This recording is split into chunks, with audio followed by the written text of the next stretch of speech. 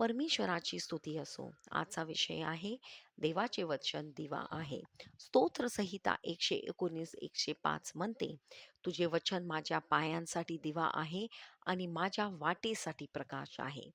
Pastor Chris शिकवतात, अंधारात असताना दिवा आपल्याला पाहायला मदत करतो.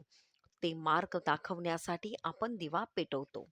बायबल आपल्याला सांगते की देवाचे वचन दिव्यासारखे आहे, जो आपला मार्ग उजळते आणि आपल्याला कुठे जायचे आहे ते स्पष्टपणे दाखवते.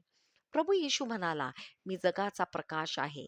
जो माझे मागे येतो तो अंधारात चालणार नाही, पण त्याला जीवनाचा प्रकाश मिळेल. मग आपण येशूचे अनुसरण कसे करावे?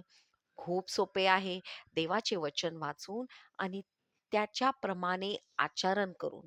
जेव्हा तुम्ही तुमचे बायबल आणि रॅप्सोडी ऑफ रिॲलिटीज अर्ली रीडर्स वाचता किंवा ऐकता, तेव्हा पवित्र आत्मा तुम्हाला देवाचे वचन समजायला मदत करतो आणि मग तुम्हाला नेहमी योग्य ते कळते की काय करायचे आहे. कारण देवाचे वचन दिवा आहे. प्रार्थना. प्रिय मौल्यवान पित्या, दररोज मला मार्गदर्शन करणाऱ्या तुमच्या वचनाबद्दल धन्यवाद.